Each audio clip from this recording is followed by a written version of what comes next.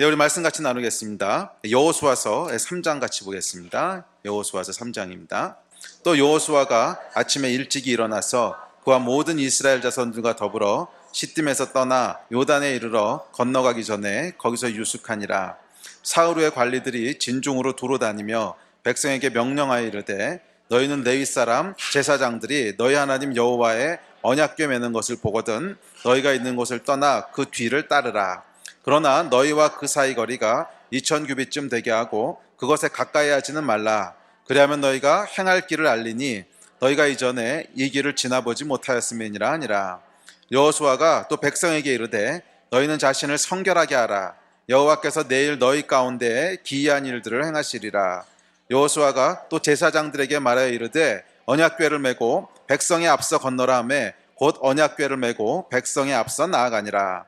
여호와께서 여호수아에게 이르시되 내가 오늘부터 시작하여 너를 온 이스라엘의 목전에서 크게 하며 내가 모세와 함께 있었던 것 같이 너와 함께 있은 것을 그들이 알게 하리라. 너는 언약궤를 맨 제사장들에게 명령하여 이르기를 너희가 요단 물가에 이르거든 요단에 들어서라 하라. 14절로 넘어가겠습니다. 14절부터 끝까지 시작. 백성이 요단을 건너려고 자기들의 장막을 떠날 때에 언약궤를 메고 백성 앞에서 나아가니라. 요단이 곡식 거두는 시기에는 항상 언덕에 넘치더라.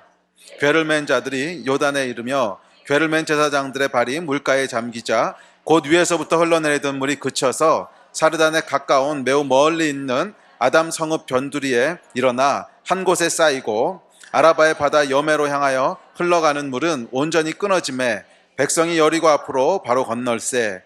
여호와의 언약궤를 맨 제사장들은 요단 가운데 마른 땅에 굳게 섰고 그 모든 백성이 요단을 건너기를 마칠 때까지 모든 이스라엘은 그 마른 땅으로 건너갔더라. 아멘. 우리 여호수아서를 살펴보고 있습니다. 여호수아서를 살펴보는 이유는 올해 2015년도에 하나님께서 주신 약속이 있기 때문에 그렇지요. 그것은 부흥과 확장에 대한 약속입니다. 우리 하나님께서 우리 삶의 여러 영역 가운데 부흥과 확장을 이루시는 한 해가 되기를 주의 이름으로 축복합니다. 그리고 이것은 저희가 원하는 것보다 하나님께서도 원하신다고 믿습니다. 저와 여러분의 삶 가운데 하나님께서는 선한 영향력들을 계속 확장하기를 원하고 계세요. 그것이 가정에서 또는 직장에서 캠퍼스에서 또 교회 안에서 부흥과 확장이라는 형태로 나타나게 될 것입니다. 그래서 하나님께서 이 부흥과 확장에 대한 명령을 주셨는데 이것이 여호수아서의 주제지요. 여호수아서는 요단강을 건너가서 원래 하나님이 약속하셨던 대로 이스라엘의 지경을 넓히는, 그들이 약속으로 받은 유업을 취하는, 그래서 부흥과 확장이 일어나는 거기에 대한 글입니다. 그래서 여호수아서 말씀을 살펴보면서 올 한 해 동안 아니면 조금 더 장기적으로 하나님께서 세 번째 시즌 가운데 주셨던 이 부흥과 확장이 어떻게 일어나게 될지, 또 그 일을 위해서 우리가 어떻게 준비하고 기도해야 될지 하는 것들을 살펴보고 있습니다. 그래서 특별히 이 부흥과 확장에 대해서 말씀드릴 때 이것은 내적으로 일어나는 것이 먼저라고 말씀드렸죠. 외적으로 일어났던 결과들, 이거 결과적으로 하나님 그렇게 행하실 수도 있어요. 또는 그렇게 행하시지 않을 수도 있어요.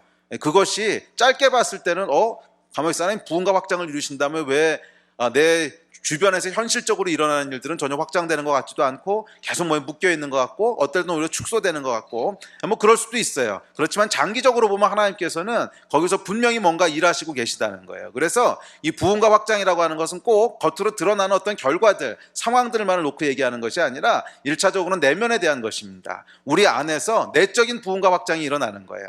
그전에는 내가 믿음으로 취하지 못했던 것들을 믿음으로 취하게 되고, 예전에는 내가 어떤 제한된 패러다임 속에 갇혀있던 것들이 더 넓은 패러다임으로 확대되게 되고, 예전엔 내가 이 하나님의 눈으로 바라보지 못했던 것들이 이제는 하나님의 눈으로 바라보게 되고, 예전엔 내가 그게 이루어지지 않으면 계속 조바심 나고 힘들고 걱정하고 그랬던 것들이 예수 그리스도 안에서 평안을 누릴 수 있게 되고, 이런 확장들이 일어나는 거예요. 믿음의 확장들이 일어나는 거예요. 그래서 이 부흥과 확장이라고 하는 것의 가장 중요한 키워드는 우리 내면에서 일어나는 돌파입니다.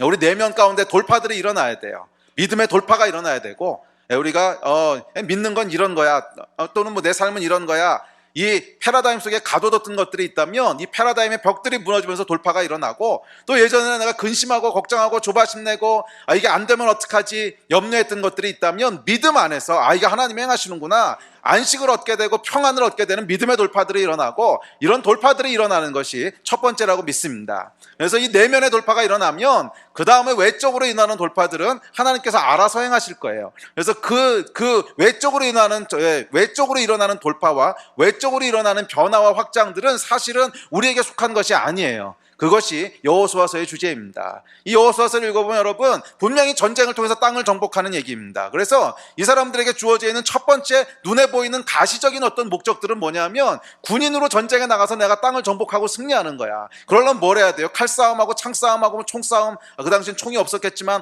하여간 전쟁으로서 싸움을 하는 것이 우리의 1차적인 목적이라고 생각하지만, 실제로 여호수아서에 보면 굉장히 재밌는 현상이 일어나는데, 이들이 분명히 하나님이 전쟁을 통해서 땅을 정복하는, 맞아요, 그 일이 이들에게 주어진 미션이었어. 그렇지만 정작 그 전쟁은 누가 했어요? 하나님이 하셨다는 거야.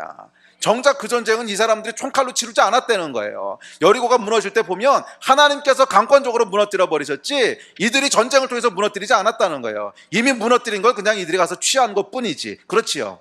그래서 이들에게 있어야 됐던 정말 믿음의 돌파는 뭐예요? 내적인 돌파였어요. 사실 이제 이게 아마 다음 주에 나올 텐데 보면 이들이 요단강을 건너가고 나서 뭘 하냐면 하나님께서 할례를 행하라고 합니다. 근데 여러분이 할례라고 하는 게 뭔지 알잖아요. 할례라고 하는 게 그러니까 오늘날로 얘기하면 남자들 포경 수술하는 건데, 이 할례를 행하고 나면요 며칠 동안 움직일 수가 없어요.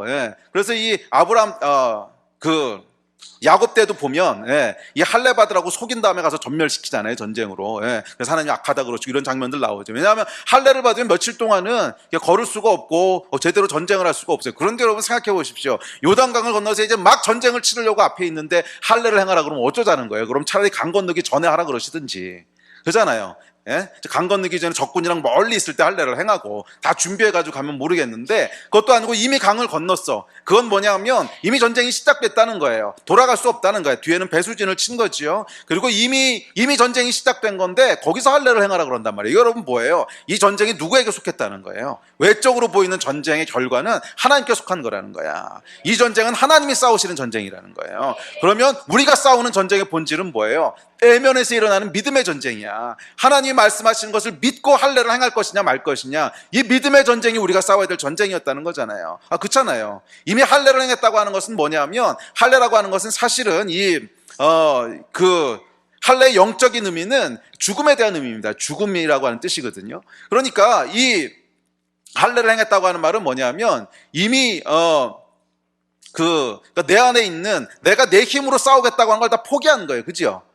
내 힘으로 싸우려면 할례를 행하면 안 되지. 무기 들고 훈련하고 싸워야 되는 거지. 창 들고 칼 들고 싸워야 되는 거지. 그런데 할례를 행했다고 하는 건 뭐냐면, 네 힘으로 행하는 것을 완전히 포기하라는 거야. 이 전쟁의 외적인 싸움은 하나님이 완전히 주도하시고 싸우실 테니까 너희는 그거 이제 거기에 신경 쓰지 말라는 거야. 그래서 하나님이 어떤 환경을 만드셨냐면 완전히 불가능한 환경을 만들어 버리세요. 도저히 이제 전쟁을 할 수 없는 거잖아. 할례를 했는데 무슨 전쟁을 하겠어. 그래서 여리고성에서 이들이 했던 건 뭐예요? 그냥 성 도는 거, 이렇게 성 한 바퀴씩 도는 거. 이제 그게 이 사람들이 할 수 있는 최선이었고, 그 이상은 할 수 없는 환경을 만들어 버리신다는 거예요. 하나님께서 우리 삶 가운데 믿음의 돌파와 믿음의 부흥의 확장들을 일으키실 때 저는 똑같은 일을 행하신다고 믿습니다.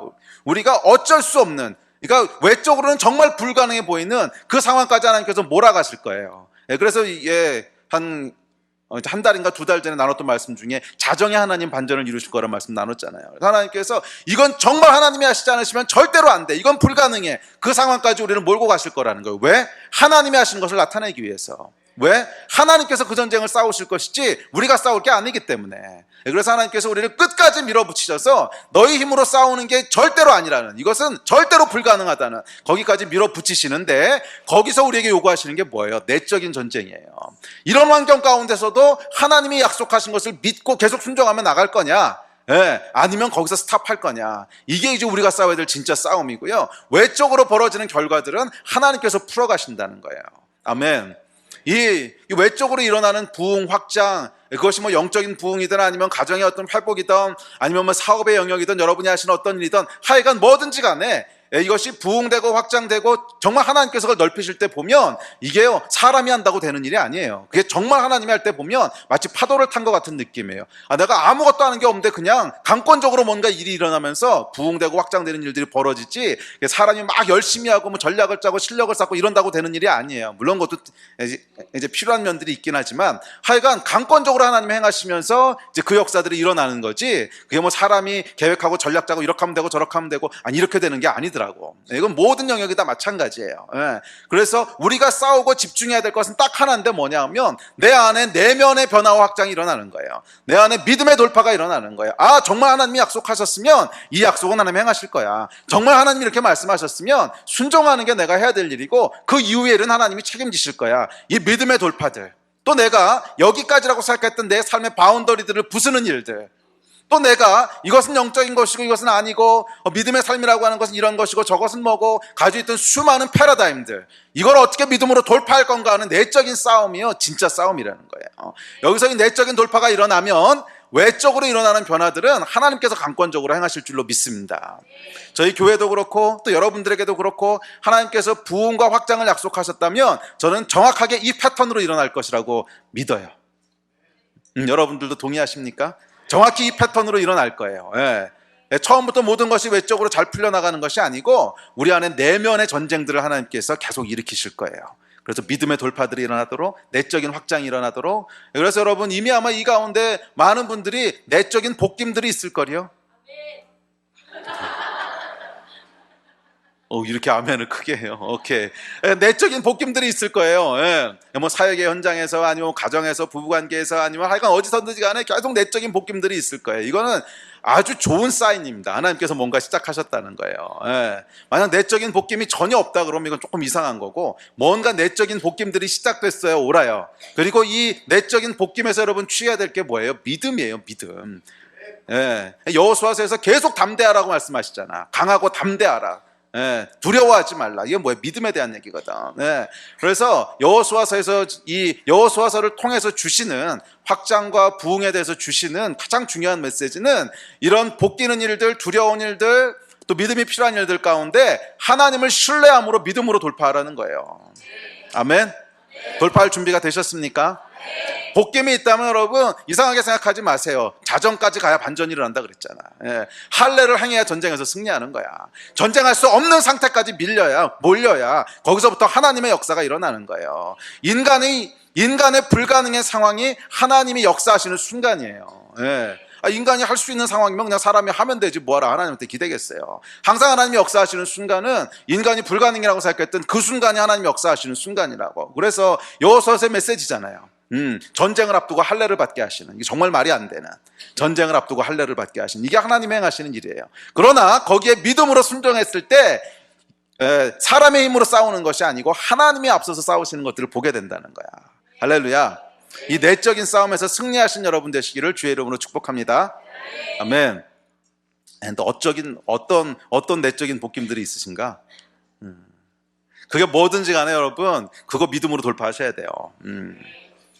뭔가 내적인 계속 복김이 있고, 뭔가 내적으로 불편한 게 있고, 뭔가 마음 가운데 근심되는 게 있고, 뭔가 마음 가운데 두려운 게 있고, 이거 해도 돼? 안 돼? 뭐 이런 두려움들이 있고, 이런 것들 여러분 이게 믿음으로 돌파하셔야 돼요. 계속 반복적으로 여호수아에게 주셨던 말씀이 강하고 담대하라, 두려워하지 말라, 이 말씀이었거든. 그랬을 때 이걸 믿음으로 통과하고 나면 그 다음에 하나님께서 눈에 보이는 외적인 결과들을 이루실 거예요. 아멘. 그래서 외적인 결과를 이루겠다고 전략을 짜고 작전을 세우고 이러는 건 참 어리석은 일이에요. 맞아, 올해가 부흥과 확장에 대한 약속이니까 부흥하고 확장하려면 어떻게 해야 되겠지? 뭐 작전 짜고 전략 짜고, 참 어리석은 일이라고. 우리 안에요, 내적인 확산이 일어나면, 내적인 돌파가 일어나면 외적인 열매들은 하나님께서 우리를 인도해 가실 거예요. 그럼 쫓아가면 되는 거고, 우리 내면 가운데 믿음의 돌파들이 일어나는 그런 한 해, 아니 1년 동안 내적인 돌파만 하고 있으면 안 되지. 빨리빨리 그 돌파들을 하시기를 주의 이름으로 축복합니다. 네.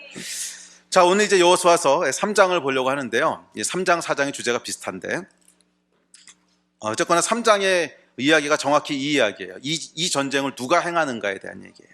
이 전쟁의 본질이 뭔가에 대한 얘기예요. 드디어 여호수아와 이스라엘 백성의 이 결전의 순간이 옵니다. 요단을 건너서 약속의 땅을 정복하러 갑니다. 하나님이 약속하신 것이 이루어지는 순간이죠. 근데 이때 하나님께서 명하신 것이 있습니다. 뭐지요? 제사장들에게 언약궤를 매라는 거예요. 그리고 언약궤를 메고 먼저 건너가라는 거예요.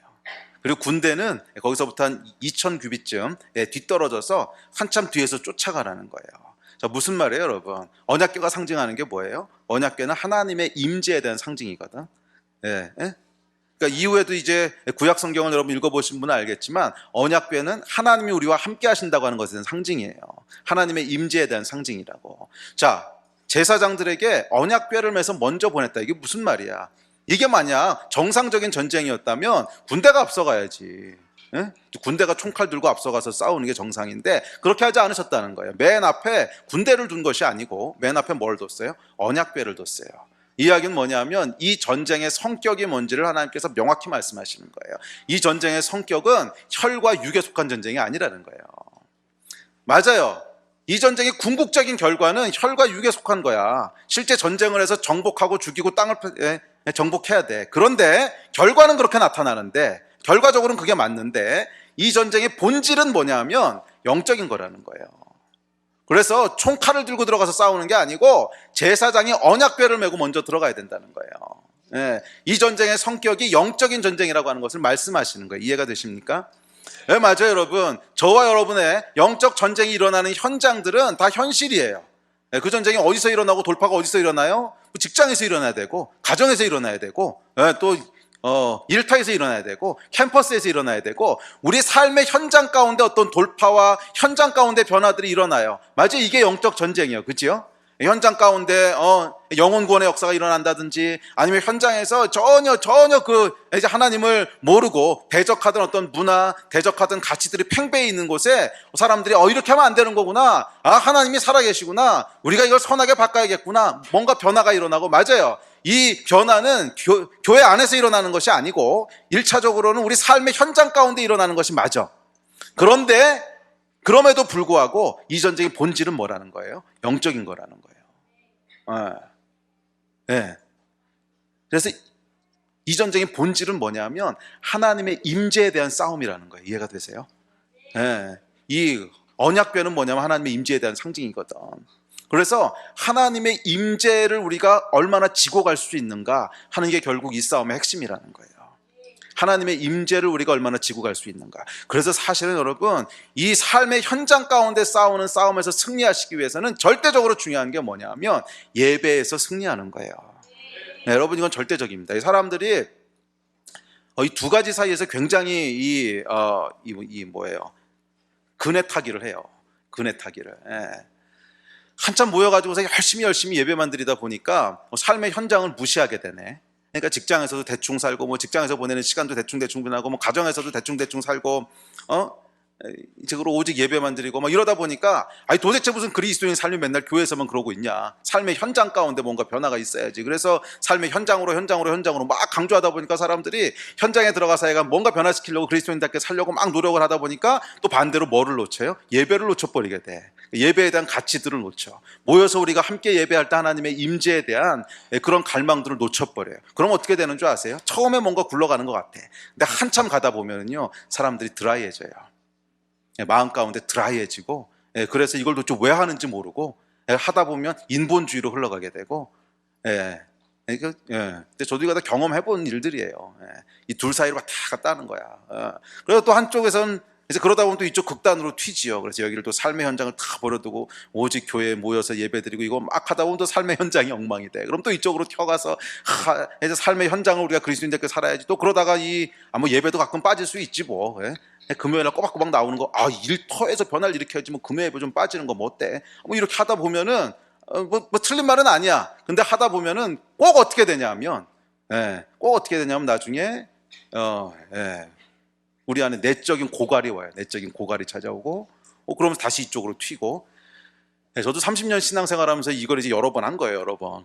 그러면서 깨닫게 된 게 뭐냐면 이 둘 사이의 밸런스가 너무너무 중요한 거예요, 너무너무.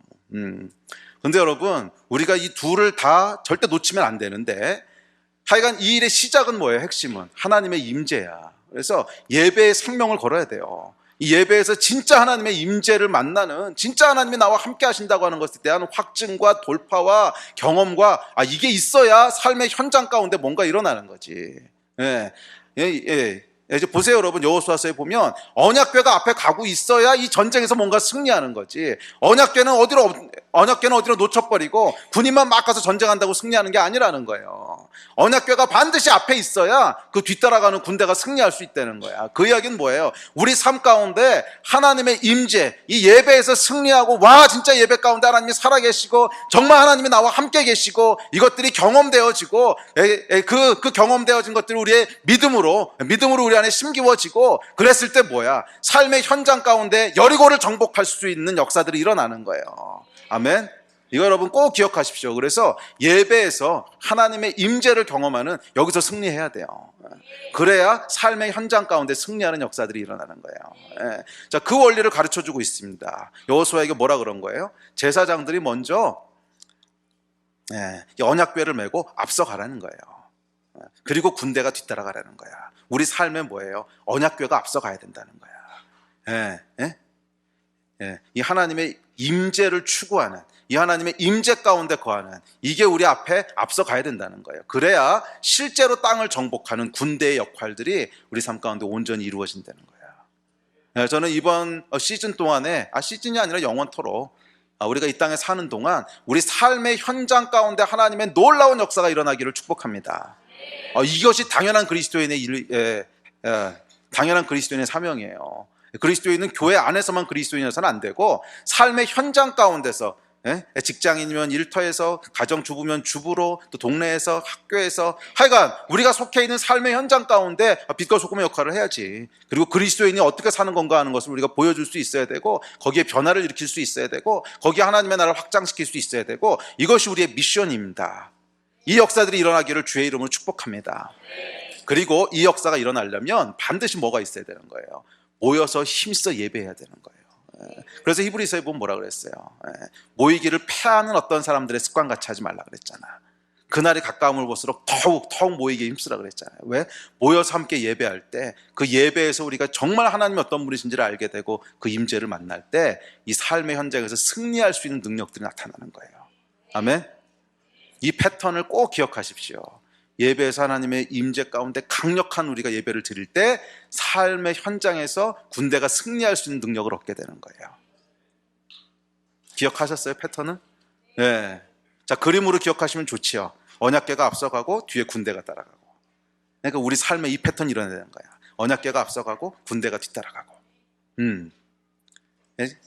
그러니까 언약궤가 뭐야? 예배와 임재. 군대가 뭐예요? 실제 삶에서의 어떤 전쟁과 승리.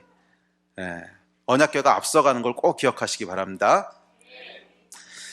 자, 그래서 약간 여기서 이제 얘기하고 있는 핵심은 뭐냐면, 이 전쟁의 본질은 영적인 거라는 거예요. 그래서 뭐 실력과 전략과 뭐 이런 것들이 전혀 불필요하지는 않습니다. 우리 지난주에도 말씀 살펴볼 때 실력과 전략에 대한 얘기 했죠. 정탐꾼 들여보내는 얘기. 뭐 전략도 필요하고 실력도 필요하겠죠. 그렇지만 먼저 이 기초가 돼야 되는 것이 있는데, 기초가 뭐예요? 우리의 영성이라는 거예요. 영적인 거기 때문에 그래요. 그래서 여러분, 이 전쟁에서 승리하기 원하신다면 여러분 영적인 기초가 갖춰져 있어야지. 영성이 있어야 된다는 거예요. 영성이. 근데 영성이라고 하는 것은 뭐냐면, 좀 덥네. 이거 벗어도 되죠? 아멘.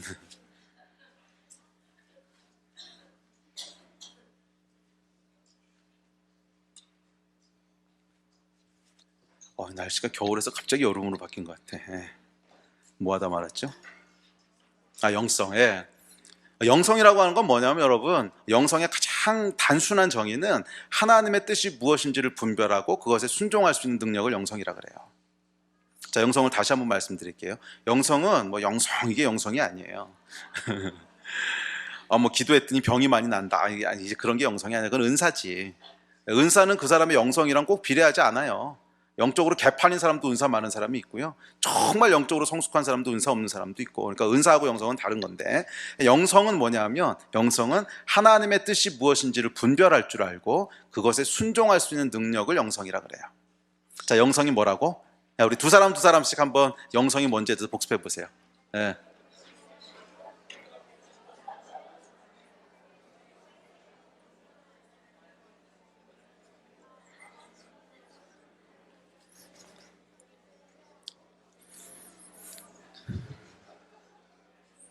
자, 다 하셨어요? 자, 영성이란 첫째, 하나님의 뜻이 무엇인지를 알고, 둘째, 그것에 순종할 수 있는 능력이에요. 자, 따라하세요. 영성이란 첫째, 하나님의 뜻을 분별할 줄 알고, 둘째, 그것에 순종할 수 있는 능력이다.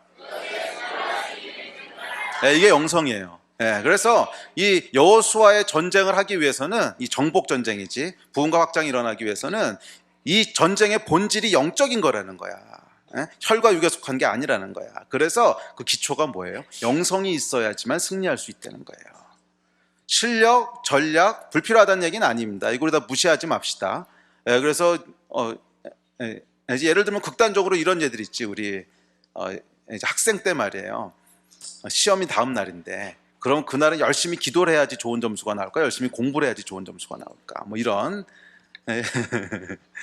이런 어리석은 질문들 어떻게 하셨어요? 둘 다 해야지. 그렇지. 그래요. 자, 어쨌거나 우리가 공부를 안 하고 열심히 기도만 한다고 해서 좋은 점수가 나오는 건 절대로 아닙니다. 기도하더라도 공부를 해야 좋은 점수가 나오지. 그러니까 실력과 전략이 불필요한 건 아니에요. 그렇지만 그 밑에 영적인 기초가 깔려 있지 않으면 실력과 전략이라고 하는 게 무의미해진다는 거야. 예. 기초라는 거야. 여러분, 집을 질 때 기초가 뭔지 아시죠? 집을 지으려면 기초만 있다고 해서 집이 지어지는 것은 아닙니다. 기초를 닦았으면 그 위에다가 이제 건물도 올려야 되고 벽도 세워야 되고 구조도 만들어야 되고 다 해야지. 그렇지만 기초가 없으면 그 위에 세우는 것 자체가 불가능해지는 거예요. 그래서 실력이나 전략이 이 위에다 집을 세우는 것이라면 영성은 기초에 해당되는 거야. 우리 삶 가운데 이 기초가 갖춰져 있지 않으면 건물 자체가 올라갈 수가 없다는 거야. 이 전쟁에서 승리하는 것이 불가능하다는 거예요. 그래서 이 여호와서 3장이 주고 있는 아주 중요한 메시지는 이 전쟁의 기초가 뭐냐는 거예요. 그것은 영성이라는, 영적인 것이라는 거야. 우리 삶 가운데 하나님의 뜻이 무엇인지를 분별할 줄 알고 그것을 쫓아갈 수 있는 능력이 있어야만 이 전쟁에서 승리할 수 있다는 거예요.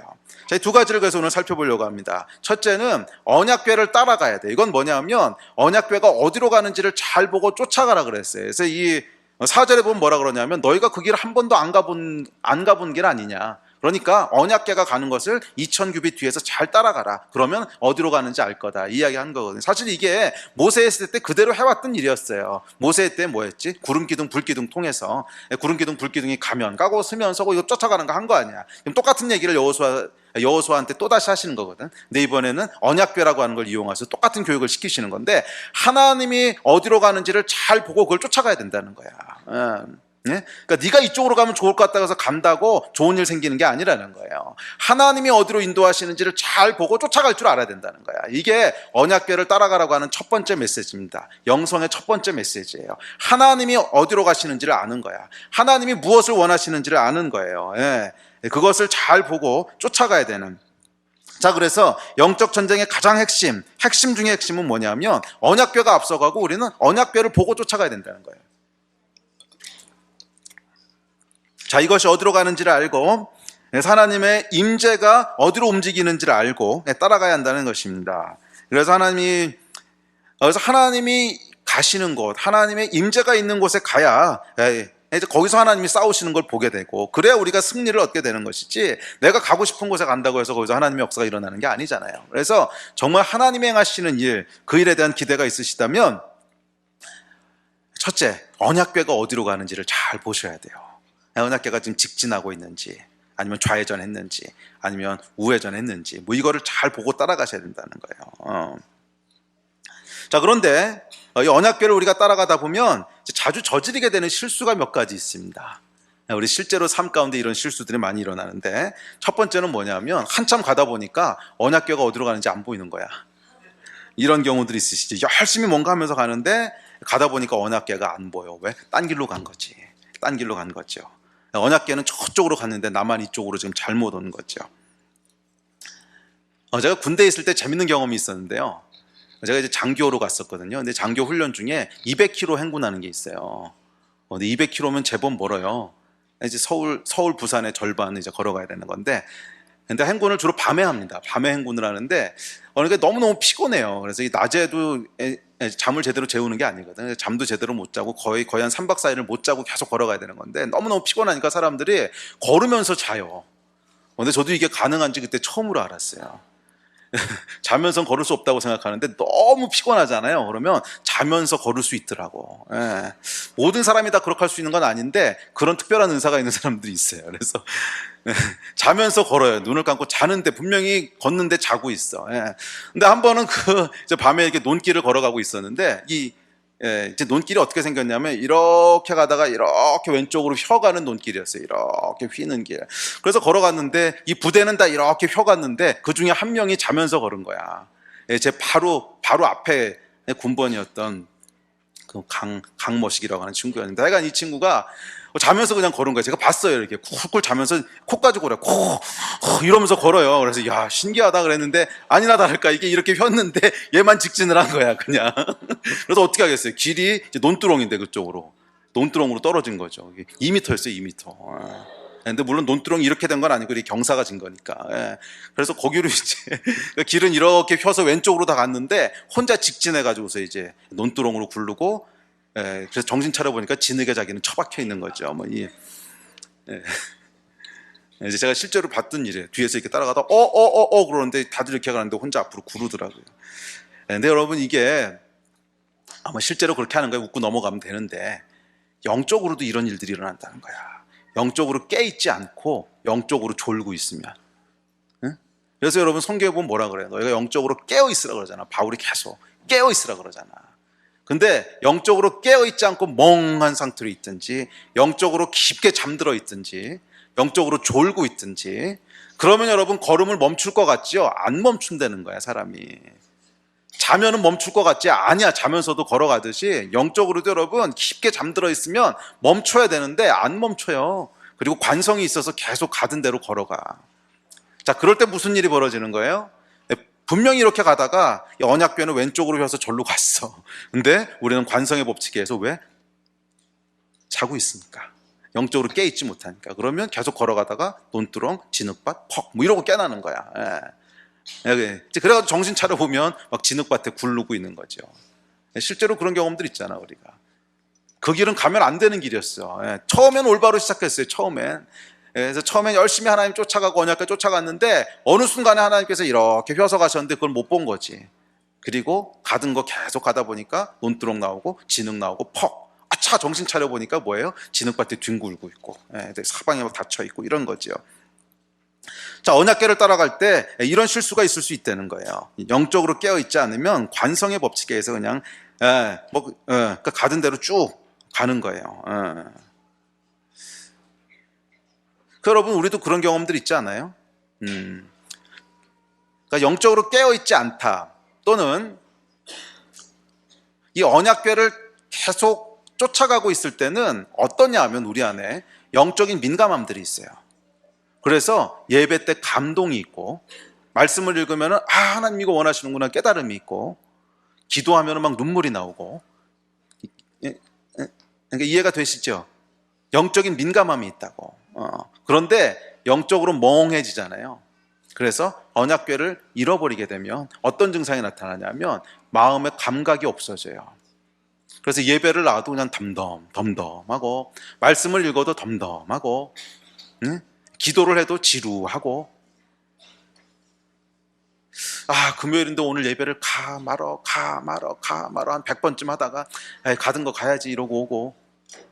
자, 이게 여러분 뭐냐면 우리가 영적인 감각을 지금 잃어버리고 있다는 증거예요. 그게 뭐냐면 언약궤를 지금 따라가는 걸 놓쳤다는 거야.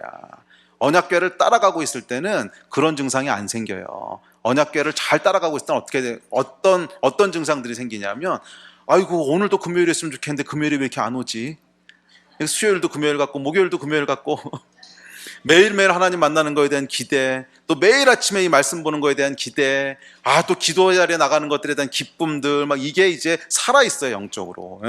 그래서 이때는 이게 언약궤를 잘 따라가고 있는 증거예요. 임재 안에 있다는 증거야. 그런데 언약궤를 놓치게 되면 그 얘기는 뭐냐, 영적으로 잠들었다는 거지. 그럼 우리가 멍해져. 그래서 감동도 없고 감흥도 없고 지루하고 예배에 대한 기대도 없고. 그런데 무서운 건 뭐냐면 그러면 멈춰야 될 거 아니야. 그러면 멈춰서 가만히 있어 봐야지. 지금 내가 뭘 하고 있는 거지? 가만히 있어. 언약궤가 어디가 있는 거지? 이걸 질문해야 되는데 사람들이 그렇지 않아요. 그냥 관성에 의해서 계속 가. 나오던 예배 계속 나와. 일단 하던 거 계속해. 뭐 셀모임도 나와. 계속 가는데 마음엔 아무 감동이 없어. 그러다 무슨 일이 생겨요? 논두렁. 퍽 하고 정신 차려보니까 진흙에 박혀 있는 거지. 네, 여러분 잘 들으십시오. 네, 여러분 지금 영적인 민감함들이 있습니까? 네? 언약궤를 쫓아가고 있는 것에 대한 예민함들이 있어요? 아니면 혹시 마음이 멍해져 있다면, 조금이라도 그 감각이 무뎌져 있다면 이 거리가 지금 벌어졌다는 거예요. 언약궤랑 빨리 바짝 따라 붙어야 되는 거야. 아멘. 네. 언약궤 쫓아가지 않고 관성에 의해서 가면 큰일 나요. 그냥 하던 거 계속 하면 되지 뭐, 이랬다면 큰일 난다고. 그랬다면 어떻게 되는 거예요? 길이 이렇게 휘는데 혼자 논두렁으로 걸어가는 이 일 벌어지는 거예요. 네. 하나님의 인도하심에 민감하십시오. 특별히 우리 영혼이 깨어있는지를 계속 여러분 테스트하셔야 돼요. 내 영혼이 정말 살아있는지를 계속 검증하셔야 돼요. 내 안에 이 하나님을 향한 민감함이 있는지를 계속 검증하셔야 돼요. 네. 네? 근데 그 검증은 뭐야? 예배에 대한 기대, 네? 말씀에 대한 기쁨, 기도의 감동 계속 있냐고. 있으세요? 이게 조금이라도 틀어졌다면 거리가 지금 떨어지고 있다는 거야. 응? 아멘. 깨어 있으시기를 주의 이름으로 도전합니다. 영적으로 민감하게 깨어 있으세요. 자, 그래서 5절에 보면 여호수아가 백성들에게 이렇게 얘기합니다. 자, 5절 같이 한번 읽어볼까요? 4절에서 따라가라 그러죠. 그리고 5절에서 이렇게 얘기해요. 시작. 여호수아가 또 백성에게 이르되 너희는 자신을 성결하게 하라. 거기까지. 자, 이 따라가는 거하고 성결하게 하는 거하고 무슨 문제예요? 이 거룩함하고. 언약궤를 따라가기 위한 절대 조건이 있는데 그게 뭐예요? 거룩함이라는 거예요. 그잖아. 하나님의 이 언약궤는 하나님의 임재에 대한 상징인데 이 죄 문제가 해결되지 않고는요, 죄 문제가 해결되지 않고는 하나님의 임재 앞으로 나갈 수가 없었어요. 그래서 죄 문제가 해결되지 않고는 지성소에도 들어갈 수 없었고, 지성소가 이 언약궤를 둔 데였잖아. 그래서 이제 이 언약궤가 앞서서 갈 것인데, 이 언약궤를 뒤따라가면서 우리가 전쟁을 할 텐데, 그러기 위해선 절대적으로 필요한 조건이 하나 있다는 거야. 그것은 죄 문제를 해결해야 된다는 거예요. 이 죄는 여러분 우리를 영적으로 잠들게 하는 가장 큰 원인이 죄인 거 아세요? 죄가 딱 들어오잖아. 그럼 영적으로 장님이 돼요. 우리 눈이 딱 블락돼 버려요. 그래서 하나님이 어디로 가시는지를 볼 수가 없어요. 이 죄 문제가 해결되지 않으면, 그래서 여호수아가 뭐라 그러냐면 백성 한 사람 한 사람을 성결하라 그러는 거야. 백성 한 사람 한 사람이 죄 문제에 대해서 다 깨끗하게 하고 나와야 된다는 거예요. 이것은 죄를 짓지 말라는 얘기는 아닙니다. 뭐 사람이 살다 보면은 뭐 알고 지은지 모르고 지은데 실수를 지은 애들이 있지. 근데 이 죄 문제를 해결하고 나와야 된다는 거야. 해결. 이 해결이 뭐예요? 회개지. 회개를 통해서 십자가를 통과하면서 회개를 통해서 제 문제를 해결하고 주님 앞에 나와야 된다는 거예요. 그래야 우리가 하나님을 쫓아갈 수 있는 능력이 생긴다는 거야. 그래야 영적으로 깨어 있을 수 있다는 거예요. 죄 문제가 해결되지 않고 계속 내 안에 남아 있잖아요. 그러면 아무리 여러분들이 용을 써도, 아무리 여러분들이 열심히 노력을 해도 눈이 가리워서 앞으로 갈 수가 없어요. 이건 진짜 미련한 일이야. 그래서 여러분, 만약에 우리 삶 가운데 부흥과 확장을 기대하시는 분이 있다면 첫째, 죄 문제를 먼저 해결하셔야 돼요. 죄 문제가 해결되지 않았는데 부흥과 확장이 일어날 거라고 기대하는 바보는 설마 없겠지 여기. 그게 만약 일어난다면 이거 하나님이 안 살아계신 거지, 돌아가시거나 주무신 거지. 죄 문제가 해결 안 되는데 어떻게 부흥과 확장이 일어나. 그 얘기는 죄 가운데 너는 죽어라, 난 모르겠다 이 얘기인데. 그럴 수가 없어요. 그래서 하나님께서는 반드시 죄 문제를 처리하세요. 그래야만 그 다음에 우리가 부흥과 확장이고 뭐가, 이건 그 다음 스토리가 진행되는 거예요. 그래서 죄 문제가 걸려 있으면 우리 인생이 거기서 딱 스탑이 돼버렸다. 거기서 한 발자국도 나갈 수가 없어요. 아니 뭐 세상적으로야 뭐 어떻게 풀어지는 것처럼 보일지도 몰라. 그렇지만 우리는 세상에 속한 사람이 아니잖아. 영적인 사람들이잖아요. 하나님의 관점에서 영적인 세계에서는 한 발자국도 앞으로 나갈 수가 없어요. 죄가 우리를 묶고 있는데 어떻게 앞으로 나가요? 죄가 우리 눈을 가리웠는데 어떻게 언약궤가 어디로 가는지를 볼 수 있어? 못 봐요. 그래서 죄 문제가 반드시 해결돼야 돼요. 이해가 되십니까? 그래서 뭐라 그러냐면 성결하라 그러는 거예요. 자, 그래서 우리가 언약궤를 따라가는 영성은 뭐라 그랬어요? 하나님이 어디로 가시는지를 알고, 아는 게 첫 번째라 그랬지. 이걸 알려면 뭐가 있어야 돼? 죄로부터 우리가 자유로워져야 돼요. 회개를 통해서. 그래서 여러분, 한참 가다 보니까 언약궤가 어디 가는지 모르겠어. 뭐 열심히 오기는 왔어. 열심히 달려오긴 했는데 어느 순간 보니까 없네, 언약궤가. 어딨나 두리번두리번을 했더니 저기 뒤에 계셔. 그 얘기는 뭐야? 하나님께서 잠깐 지금 앞으로 갈 때가 아니라는 거야. 여기서 그 문제 해결하고 가자고 언약궤는 멈췄는데 감각이 없으니까. 그 멈춘 이유는 뭐예요? 지금 계속 앞으로 전진하는 게 능사가 아니고 네 안에 있는 근본적인 문제들을 빼고 가야 될 거 아니야. 그 발에 가시가 있는데 그 가시 빼고 가야 될 거 아니야. 안 그러면 못 가거든. 그래서 언약궤는 멈춘 거야. 멈춰서 여기서 우리 재정비하자. 이제 발에 있는 가시 뽑고 멀리 가야 되니까 이 방해하는 것들 다 해결하고, 그러다가 언약궤는 멈췄는데 감각이 없으니까 계속 가는 거지 앞으로. 그래서 한참 가다 보니까 안 보여, 언약궤는. 한참 두리번 하고 저기 뒤에서 야, 가긴 어딜 가, 일로 와. 자, 이 이야기가 뭐예요? 계시록 2장 5절이지. 그러므로 어디서 떨어진 것을 생각하고 회개하여 처음 행위를 가지라. 만약 그리하지 아니하고 회개치 아니하면 내가 내게 임하여 내 촛대를 그 자리에서 옮기리라. 지금 정확히 그 이야기잖아. 계속 앞으로 갈 게 아니고 어디서 떨어뜨렸는지를, 어디서 잘못됐는지를 보라는 거예요. 그리고 그걸로 돌아가야 된다는 거야. 그래야 거기서부터 언약궤와 함께 동행이 시작되지. 지금 떨어뜨리는데 저기 뒤에 해결 안 하고 온 문제가 있는데 그거를 그냥 무시하고 앞으로 계속 가면은 이 언약궤는 거기 멈춰 있다는 거예요. 그러니까 그걸로 돌아오라는 거야. 그래서 거기서 해결하고 쫓아오라는 거예요. 이해가 되십니까? 여러분, 정말 앞으로 전진하기 원하신다면, 정말 영적인 돌파가 있기 원하신다면 회개의 능력을 간과하지 마세요. 다른 길은 없어요. 회개를 통과해야 돼요. 그런데 하나님께서는 우리 정죄하는 분이 아니세요. 이미 우리를 받아줄 수 있는 문을 다 열어놓으셨고, 그 회개의 자리로 나오기만 하면 이미 다 용서하셨고, 이미 다 그 문제를 함께 하나님 해결하시고 풀어갈 준비가 다 돼 계신 분이야. 그게 탕자의 이야기잖아요. 집 나간 둘째 아들은 아버지가 날 용서하지 않을 거야. 아버지가 이 일을 알면은, 그러니까 이걸 가지고 내가 돌아가면은 날 쫓겨날 거야. 내가 아버지 재산 갖다가 다 써버리고 이런 거 있는 거 알면 가만 안 놔둘 거야. 이렇게 생각했지만 실제는 아니었거든. 실제 아버지는 이 아들이 돌아오기만 하면은, 돌아오기만 해라 막 이러고 기다리고 있었던 거잖아요. 회개는 여러분 좋은 것이에요. 아멘. 회개는 좋은 것이에요. 두려워하지 마세요. 회개를 통과하셔야 돼요. 죄 문제 해결하고 넘어와야 돼요. 그래야 앞으로 전진할 수 있어요. 안 그러면은 절대로 언약궤가 어디로 가는지 안 보입니다. 제가 장담할 수 있어요. 회개 문제가 딱 걸려 있잖아. 그럼 방향을 잡지 못해요. 어디로 가야 될지를 몰라요. 제가 이건 여러 번 봤어요. 그러니까 저 자신을 포함해서 저도 이제 그런 실수한 적이 있고, 또 목회하면서도 보면 해결하고 넘어가야 될 걸 안 해결하잖아. 그럼 방향을 못 잡아. 뭘 해야 될지를 몰라요. 그래서 진짜 엄한 짓 하고 열심히 하는데 안 일어나, 뭔가 돌파가 안 돼. 그래서 결국 가보면은 뭔가 걸려 있는 게 있는 거야. 이 매듭을 풀고 넘어오셔야 돼요. 아멘. 자, 그럼 회개는 어떻게 해야 되는가? 이거 뭐 자세한 거는 오늘 다룰 게 아니니까. 근데 오늘 이 설교하려고 그랬던 게 아닌데 왜 이렇게 길어졌지 이게? 회개에 대한 건 나중에 기회 있으면 자세히 할게요. 근데 간략하게 얘기하면 이렇습니다. 회개는요, 1차적으로 누구한테 하는 거예요? 하나님한테 하는 겁니다. 맞아요? 그럼 사람은?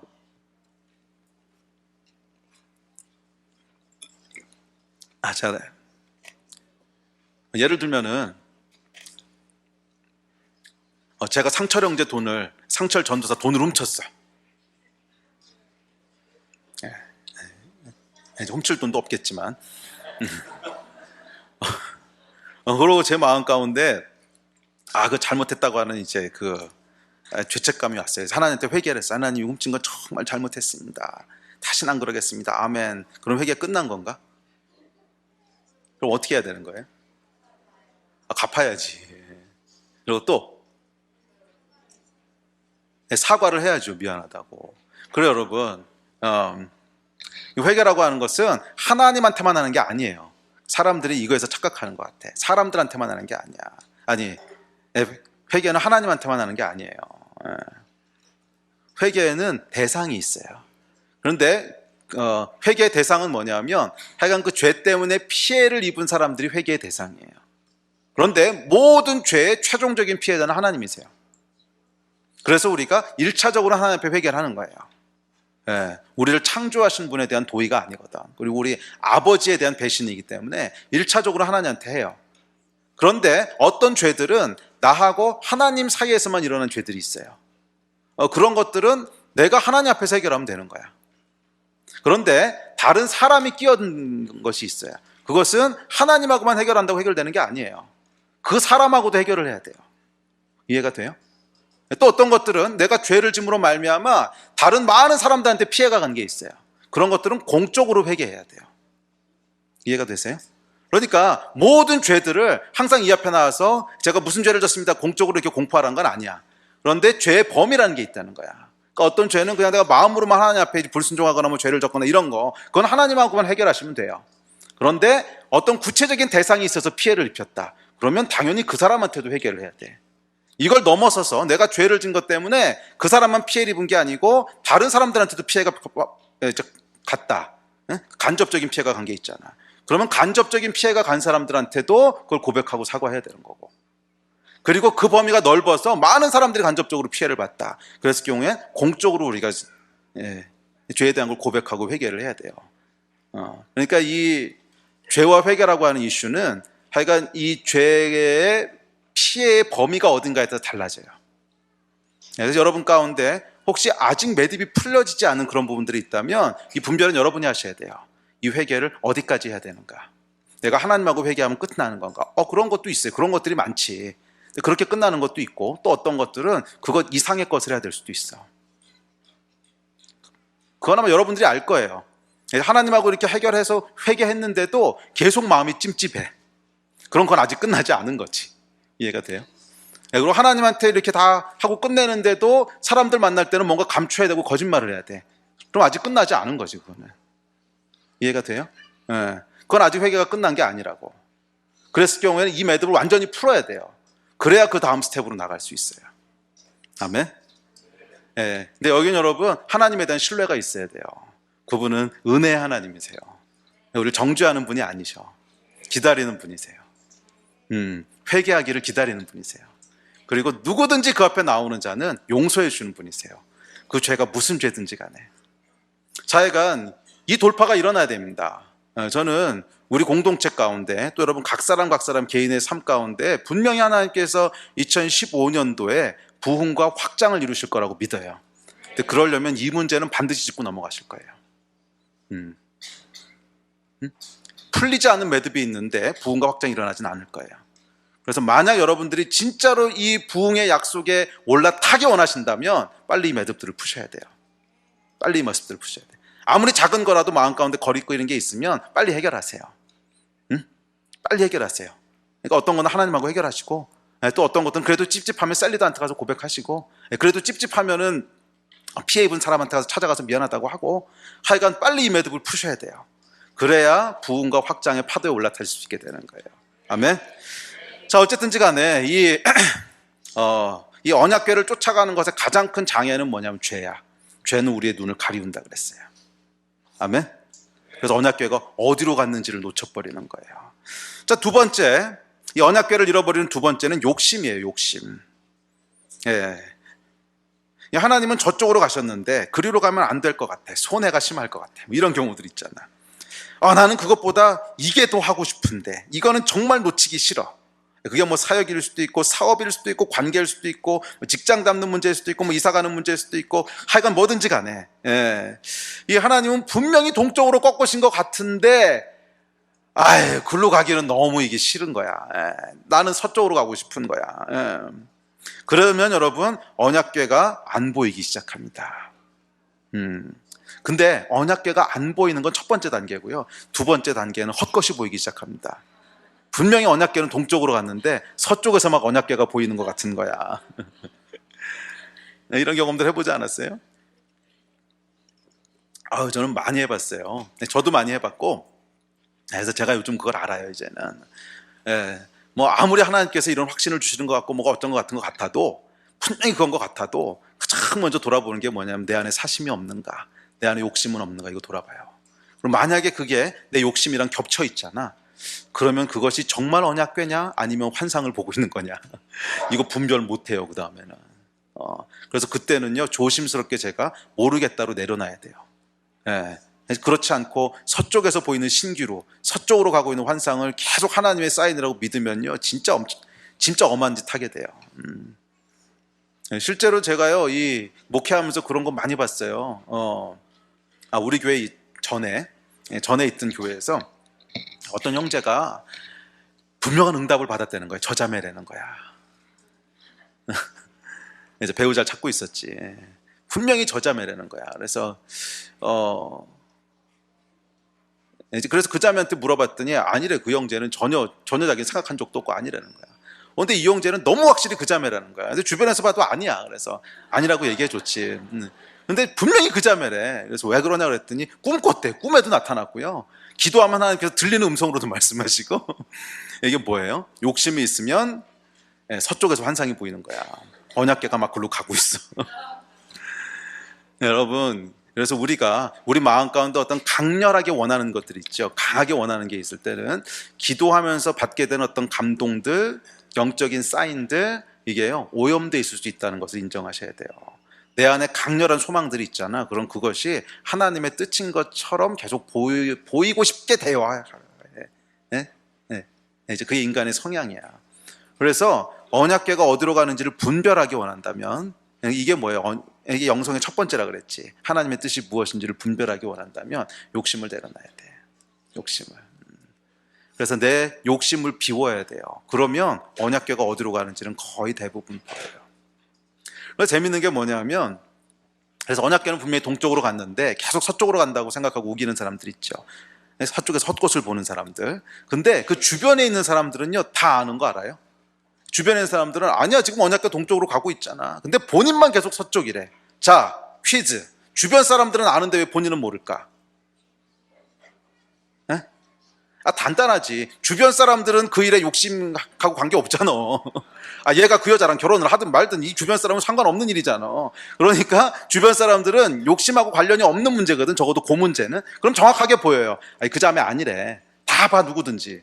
근데 욕심에 딱 사로잡힌 건 나거든. 그러면 안 보이는 거야. 그래서 여러분, 참 재밌는 게 주변에서는 다 알아요. 주변에서는 글로 가면 안 되는 거 다 알고, 주변에서는 절로 가야 되는 거 다 알고, 그런데 본인만 몰라. 계속 서쪽에서 언약궤가 있다는 거야. 그래서 우리가 셀이 필요한 거예요. 그래서 셀이 필요한 거야. 보통 욕심이라고 하는 이슈가 내 안에 탁 이렇게 자리 잡잖아요. 그러면 혼자 분별하는 거는 거의 불가능해요. 거의 불가능해요. 왜냐하면 동쪽으로 가는 것 같은 건 알겠어. 서쪽으로 가는 것 같은 거 알겠어. 근데 이게 헛건지 진짜인지를 분별할 수 있는 방법이 없어. 왜? 이 내 안에 욕심이라고 하는 게 내려놓아지지 않거든. 그래서 막 내려놓아진 것 같아도 계속 불안한 거야. 이게 정말일까? 내가 내려놓는다고 막 했지만 진짜 내려놓은 걸까? 아직 내 안에 뭐가 조금 남아있는데, 그럼 저 보이는 게 진짜라도 진짜인지 확신할 수 없고, 가짜라도 진짜인지 확신할 수 없고, 막 이런 거에 빠져요. 그래서 혼자서는 분별이 안 돼, 그 상태에서는. 그래서 반드시 뭐가 있어야 되냐면 주변에 사람들이 있어야 돼요. 함께 기도해주고 함께 이 일들을 봐줄 사람들이 있어야 보호받을 수 있어요. 그게 우리가 소그룹이에요, 셀. 그래서 이런 그 욕심의 이슈가 딱 껴있잖아요. 그러면 일단 자기 생각을 접어두고 자기의 주변에 있는 사람들한테 기도 부탁을 해야 돼요. 특별히 자기의 영적인 리더한테 기도 부탁을 해야 돼요. 이거 어떻게 생각하십니까? 내가 이렇게 생각하는데 어떻게 기도해 주십시오. 그러면요, 그 주변에 있는 사람들은 장담하건대 셀 멤버가 5명이다. 그래서 자기 빼고 4명한테 기도 부탁을 하잖아요. 4명이 똑같은 소리 할 겁니다. 동쪽으로 가. 그러면 그냥 하나님의 뜻인 줄 알고 가는 거야. 왜? 어차피 나는 못 보는 거야, 그거는. 이게 사람의 이제 맹점이에요. 아멘?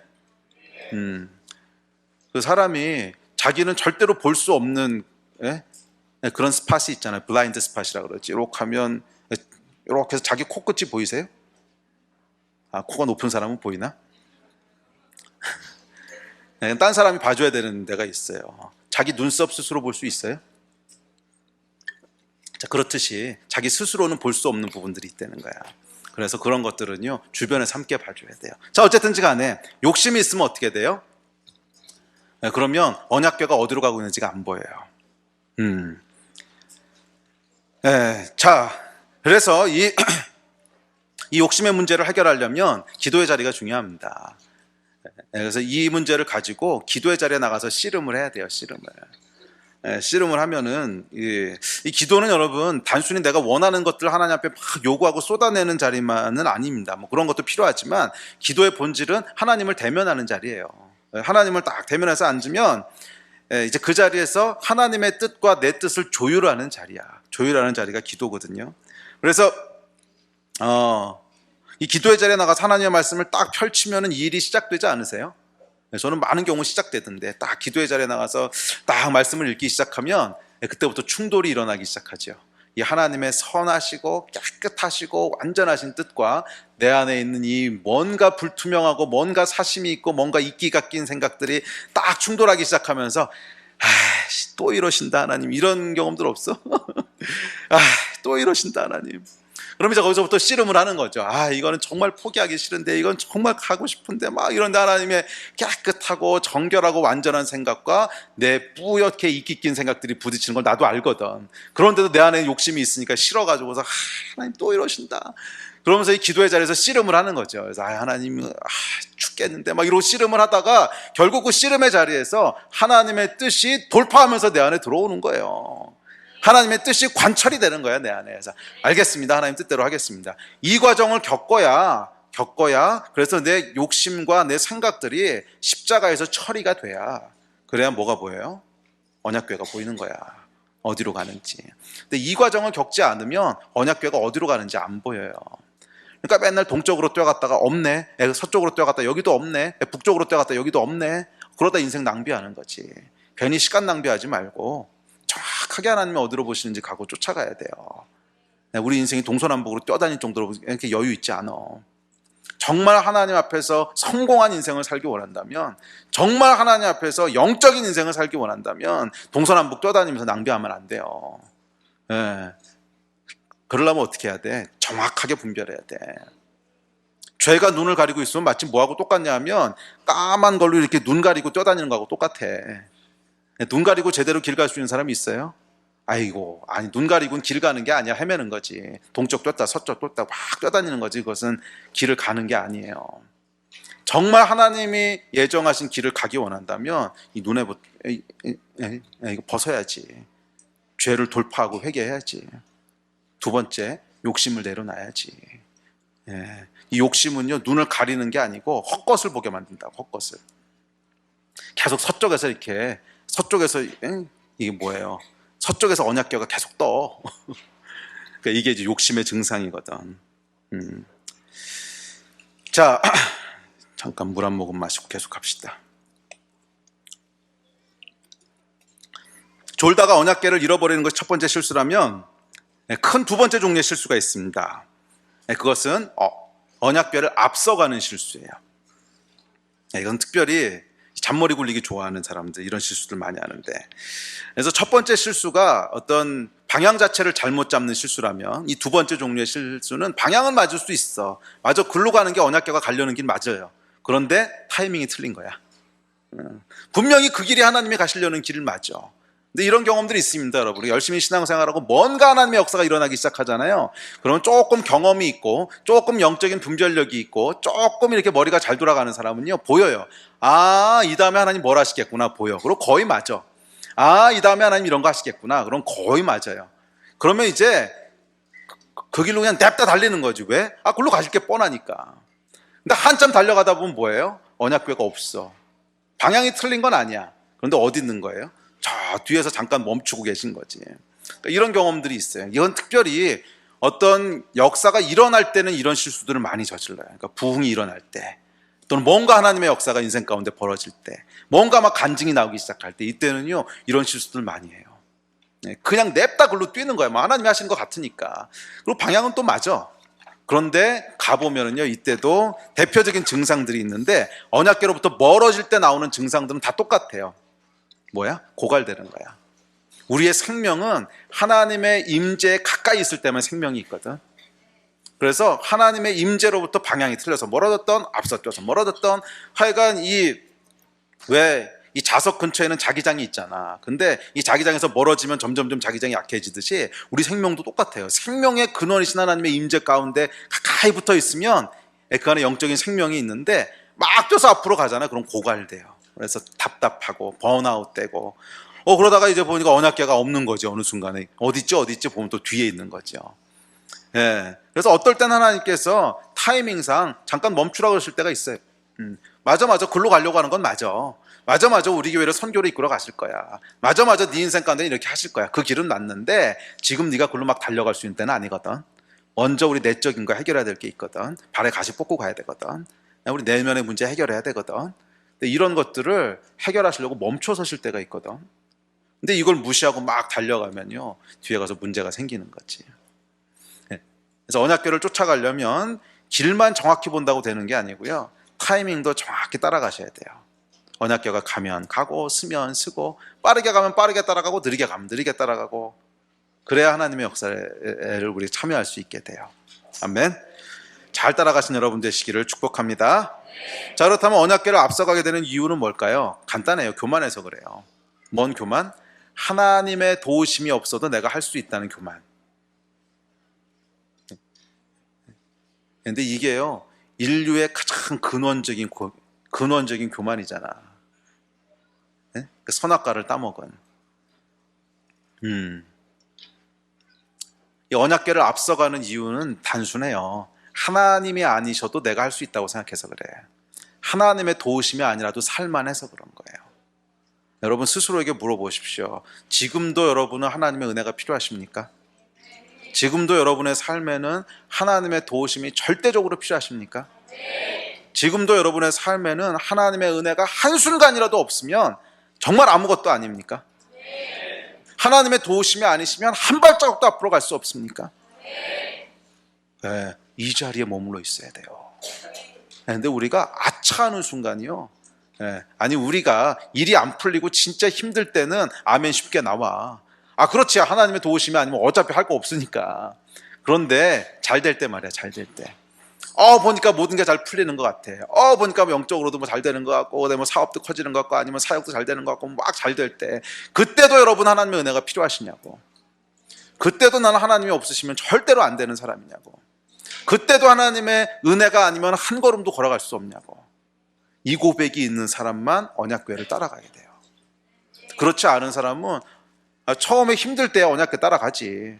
근데 살만 하면 휙 앞서가려고 그래. 휙 앞서가려고 그래. 여러분의 삶에는 하나님의 은혜가 필요하십니까? 제가 아까 여기서 기도할 때 하나님께서 주신 말씀이에요. 아직도 하나님의 은혜가 너 필요하냐? 오늘 주신 말씀이거든. 우리 교회를 향해서 주신 말씀이에요. 지금도 하나님의 은혜가 필요하냐? 지금도 하나님의 은혜가 필요하냐? 특별히 긴 어둠의 터널 가운데 있을 때 그때 하나님의 은혜 당연히 필요하지. 근데 그 터널에서 빠져나왔다고 생각하시는 분들, 그래서 과거에 정말 가장 힘들고 어려울 때로부터 아이고 이제 한 걸음 나왔어요, 살만해, 그러신 분들, 오늘 하나님이 던지시는 질문이에요. 지금도 하나님의 은혜가 필요하냐? 지금도 하나님의 은혜가 없으면 넌 안 되냐? 이 질문에 여러분 아멘이라고 대답하셔야 됩니다. 그러지 않으면요 휙 앞서가요. 휙 앞서가. 제가 아까 예배 드리고 있을 때 하나님께서 섬광처럼 주셨던 질문이에요. 지금도 하나님의 은혜가 필요하냐?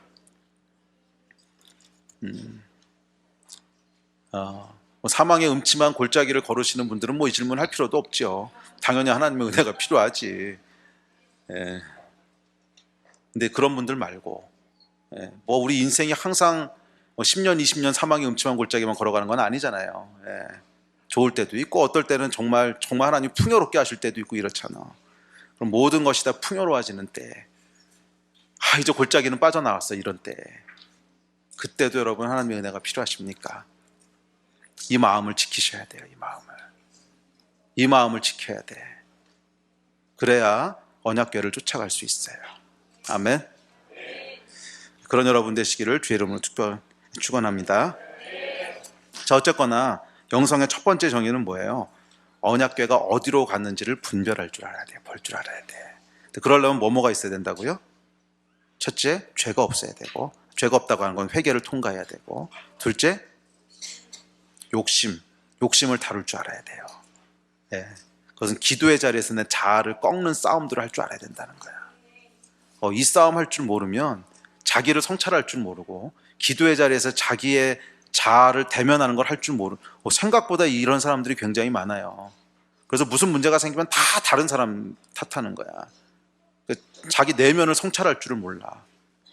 근데 시간이 지날수록 이런 사람들이 점점 많아지는 것 같은데 하여간 이걸 할 줄 모르면 언약궤를 쫓아갈 수가 없어요. 세 번째, 우리의 태도, 교만에 대한 문제. 아직도 하나님의 은혜가 필요하냐? 인생의 풍요로움 가운데 있을 때 그때도 하나님의 은혜가 필요하냐? 부흥과 확장의 시즌에 있을 때 그때도 하나님의 은혜가 필요하냐?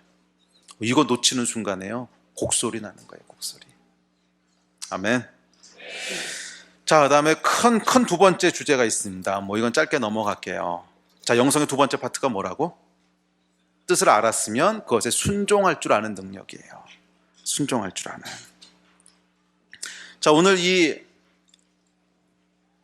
여호수아서 본문에 보시면 요단강을 이제 건너갑니다. 근데 요단강을 건너간다고 하는 것이 쉬운 일은 아니었습니다. 분명히 하나님께서 건너가게 하실 거라고 옛날부터 말씀하셨고, 그래서 결국엔 글로 갈 거라고 하는 거 다 알고 있었어요. 또 언약궤가 글로 가는 것도 봤으니까 당연히 알았지. 그럼에도 불구하고 이 백성이 요단강을 건너는 게 쉬웠을까요? 어려웠을까요? 쉽지 않았어요. 왜? 전쟁을 해야 되는 거거든. 근데 이 백성이요, 전쟁 훈련을 받은 그런 사람들이 아니에요. 전문 군인들이 아니라고. 40년 동안을 그냥 광야 이렇게 떠돌아다녔던 사람들이지 군사 훈련 받은 사람들이 아니에요. 전쟁이라고 해봐야 고전에서 조그만 전쟁 몇 개 치러본 거 말고는 전쟁을 해본 적이 없어. 그런데 요단강을 건너간다고 하는 것은 이 전쟁 가운데로 뛰어든다는 거거든. 두려웠을까요? 안 두려웠을까요? 엄청 두려웠어요. 그러니까 여호수아에게도 계속 담대하라, 두려워하지 마라 몇 번을 말씀하시잖아. 그리고 요단강 앞에서 여호수아가 왜 3일을 지체했겠어요? 보면 3장 1절에 3일을 지체하잖아. 3일 동안 뭐 하나 보면 여호와 하나님 앞에 나와서 기도한 거거든요. 자, 여러분, 언제 여러분들이 3일 직장 휴가를 내고 계속 하나님 앞에 기도할 때는 언제야? 두려울 때지. 엄청 두려울 때지. 엄청 큰일이 앞에 있어서 아이고 이걸 어떡하냐. 그럴 때 여러분 3일 직장 휴가 내고 앞에서 이제 금식하고 기도하잖아요. 여호수아가 지금 이거 하고 있잖아요. 그 이야기는 뭐예요? 굉장히 두려운 상황이라는 거예요. 이 강을 건너가서 전쟁을 지금 시작한다고 하는. 그리고 강을 건넌다고 하는 건 배수진이죠. 뒤에다 강을 둔다는 건데 전쟁에서 이기면 다행이지만 지면은 몰살당하는 겁니다. 왜? 도망갈 데가 없잖아. 뒤에 강이니까. 자, 이런 상황 가운데서 이게 쉬운 상황이 아니었다는 거예요. 자, 그래서 이제 두 번째 질문이 나옵니다. 첫 번째 질문이 언약궤가 어디로 가는지를 분별하는 거였다면, 두 번째는 실제로 그것을 쫓아가는 능력이 있어야 된다는 거야.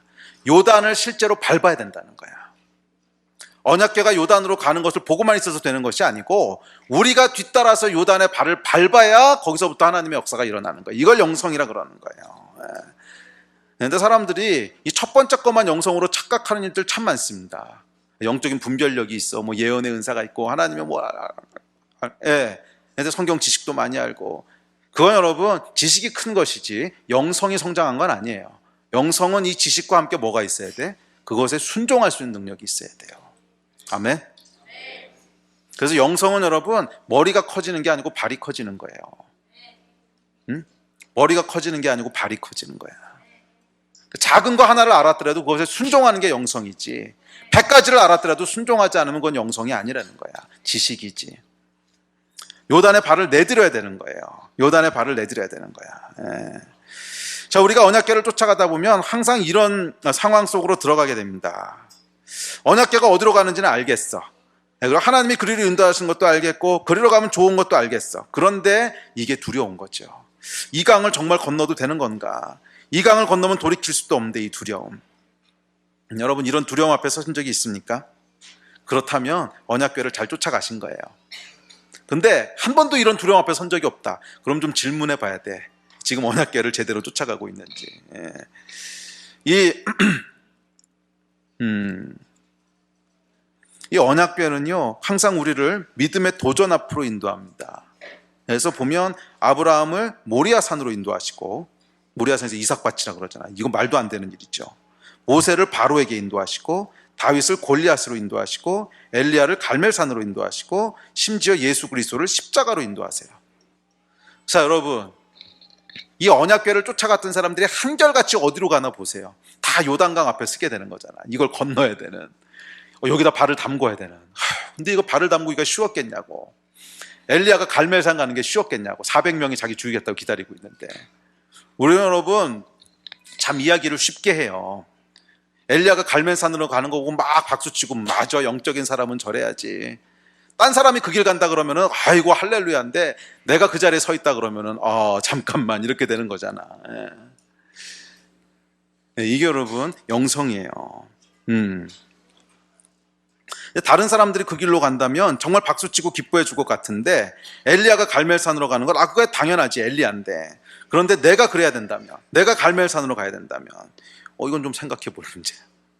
목사님이 그렇게 하시는 건 당연하지, 목사님이신데. 목사님이 그렇게 하시는 거, 우리 목사님이 그렇게 하셨대, 너무 자랑스러워. 선교사님이 그러는 거, 당연하지, 선교사님인데.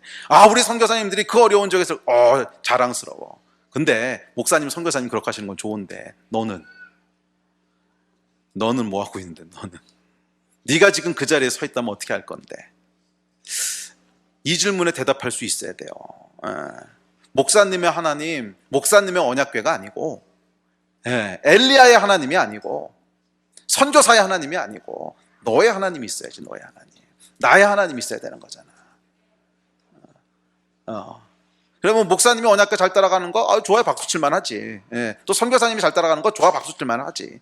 그렇지만 그 박수는 결국 그 목사님, 그 선교사님이 하나님의 역사에 참여하는 거지, 박수친 사람이 참여하는 게 아니에요. 결국 이 하나님의 역사에는 누가 참여하냐면 자기 발로 요단을 밟은 사람이 참여하는 거지, 그거 보고 박수친 사람이 참여하는 게 아니라고.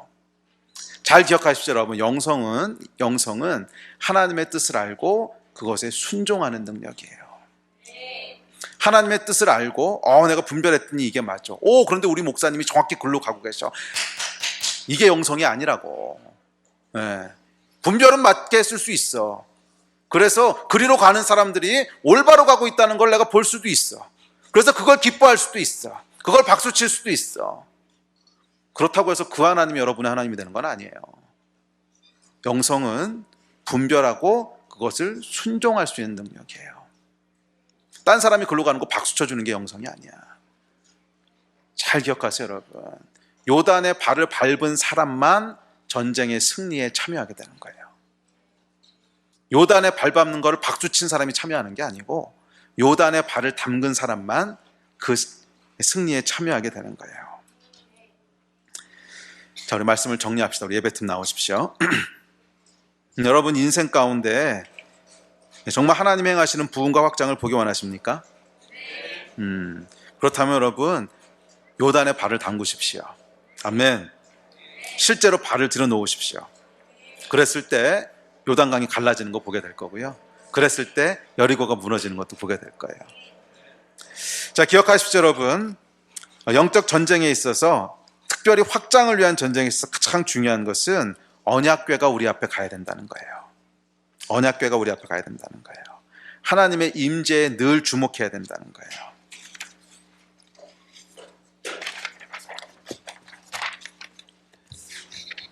이 언약궤에 여러분의 눈을 고정시키십시오. 상황과 환경을 보기 시작하면 자꾸 딴 게 보여요. 상황과 환경을 보기 시작하면 언약궤를 놓쳐요. 이 언약궤의 특징이더라고. 계속 그걸 주목하고 있어야지, 잠깐 한눈 팔면요 금세 놓쳐요. 사람 보고 환경 보고 상황 보고 이러면 금세 놓친다고. 계속 언약궤에 여러분의 눈을 주목하세요. 그래서 하나님이 어디로 가시는지를 계속 바라보세요. 끊임없이 물으세요. 끊임없이 물어보세요. 하나님 어디로 가십니까? 끊임없이 하나님한테 여쭤보세요. 내가 어디로 가기 원하십니까? 아멘. 그리고 하나님께서 이렇게 말씀하시면 거기에 믿음으로 순종하세요. 발을 띄셔야 돼요. 발을 내딛으셔야 돼요. 요단을 밟아야 돼요. 그랬을 때 하나님께서 우리 앞에 요단강이 갈라지게 하시고, 또 여리고도 무너지게 하시고, 이런 놀라운 승리 가운데로 우리를 들어가게 하실 거예요. 그래서 여러분, 이 전쟁은 기본적으로 우리 내면에서 일어나는 영적인 전쟁이에요. 기본적으로 우리 내면에서 일어나는 영적인 전쟁이에요. 여기서 돌파가 일어나면 그 다음에 물을 가르시고 성을 무너뜨리시는 건 누가 한 거예요? 다 하나님이 하셨어요. 외적인 결과들은 다 하나님이 하셨어요. 아멘. 믿음이 있으십니까? 우리 믿음이 있으신 분들 함께 일어나서 우리 같이 기도하고 찬양합시다.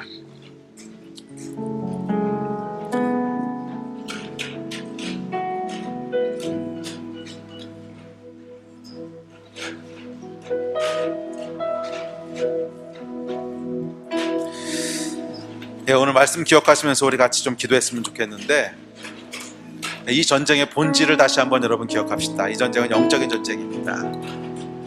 이 전쟁은 하나님이 싸우시는 전쟁입니다. 외적인 일들 하나님이 하실 거예요. 우리가 해야 될 것들은 믿음의 싸움이에요. 내 안에 내면에서 일어나는 믿음의 돌파들, 죄와의 싸움들, 내 욕심과의 싸움들, 또 우리 태도, 교만과의 싸움들, 여기서 어떤 돌파가 일어나느냐, 우리 내면의 여리고를 어떻게 정복하느냐, 이게 우리가 싸워야 될 싸움이에요. 죄라고 하는 여리고를 어떻게 넘어설 거냐, 욕심이라고 하는 여리고를 어떻게 무너뜨릴 거냐, 교만이라고 하는 여리고를 어떻게 넘어뜨릴 거냐, 이거 우리가 싸워야 될 싸움이에요. 그랬을 때 우리 밖에 보이는 여리고들은 하나님이 무너뜨리실 거예요. 아멘. 우리 함께 좀 기도하면서 나갑시다. 기도하면서 나갈 때 우리 내면에 아마 주시는 메시지들이 있을 거예요. 오늘 말씀을 들으시면서 어떤 분들은 죄의 문제가 걸리시는 분도 있을 것이고, 어떤 분들은 교만의 문제가 걸리시는 분도 있을 것이고, 어떤 분은 욕심의 문제가 걸리시는 분도 있을 것이고, 여러분 내면의 여리고들이 지금 다 걸리실 거예요. 우리 그거 놓고 좀 기도합시다. 하나님, 내가 다시 한번 언약궤를 쫓아가기를 결단합니다. 내 내면의 이 문제들을 넘어가기를 결단합니다. 회개해야 될 것들이 있으면 회개하시고요, 고백해야 될 것들이 있으면 고백하시고, 도움을 구해야 될 것들이 있다면 도움을 구하시고, 좀 그렇게 우리 반응하며 나갔으면 좋겠습니다. 우리 이 내적인 돌파가 일어날 수 있도록 우리 함께 합심해서 좀 기도했으면 좋겠습니다. 기도합시다.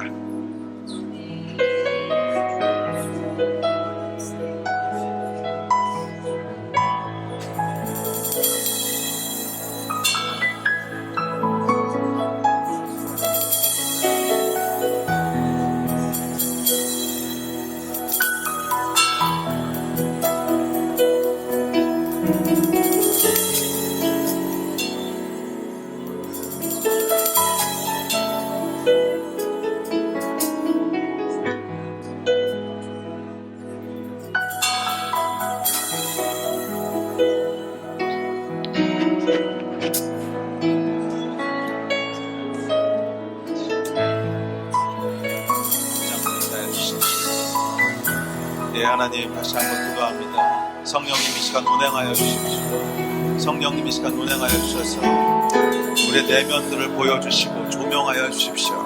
성령님, 우리의 내면들을 조명하여 주십시오. 우리 속에 있는 여리고들을 조명하여 주십시오. 우리 속에 있는 여리고들을 조명하여 주십시오. 내적인 전쟁에서 돌파가 있게 하여 주십시오. 주님이 내적인 전쟁에서 돌파가 있게 하여 주십시오.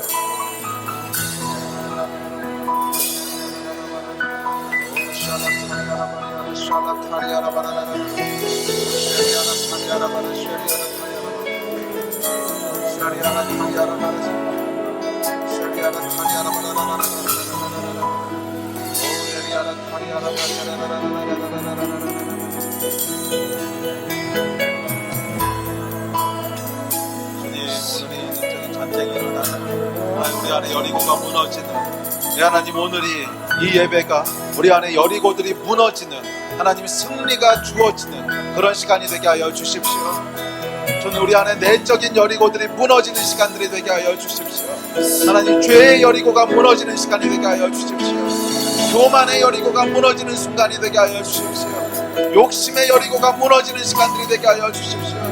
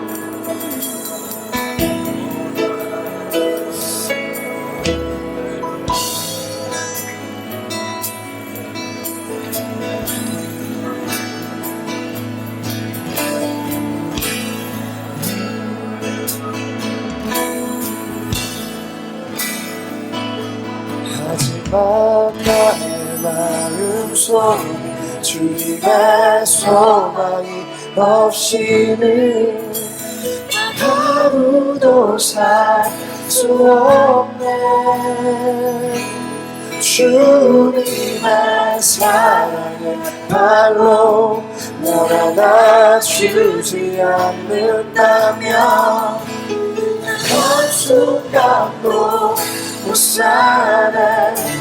나 주 없이 살 수 없네. 나의 마음속에 주님의 소망이 없이는 난 하루도 살 수 없네.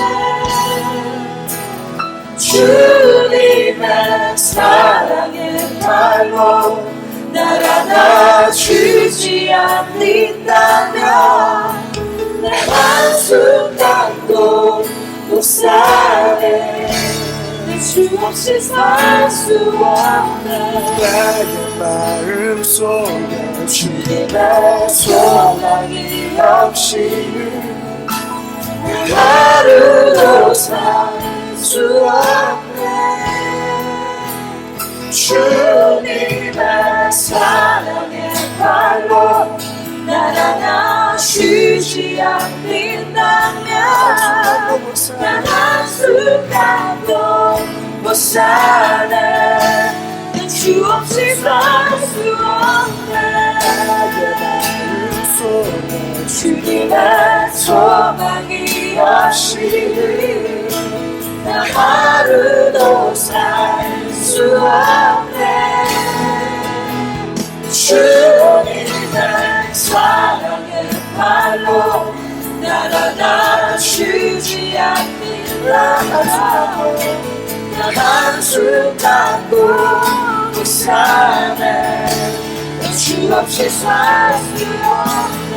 나의 마음속에 주님의 소망이 없이는 난 하루도 살 수 없네. 주님의 사랑의 발로 날 안아주지 않는다면 난 한순간도 못 사네. 주 없이 살 수 없는 내 마음속에 주님의 소망이 없이는 난 하루도 살 수 없네. 주님의 사랑의 발로 날 안아주지 않는다면 난 한순간도 못 사네. 난 주 없이 살 수 없네. 오 주님, 오 주님, 내 생명 되시네. 내 우편한데 내 오울과 같네. 오 주님, 나에게 복을 주셨네. 주 나의 모든 것, 주 나의 모든 주님. 오 주님, 내 생명 되시네. 내 모습과 같네. 오 주님, 내게 모두 주셨네. 내게 모두 주셨네. 주 나의 모든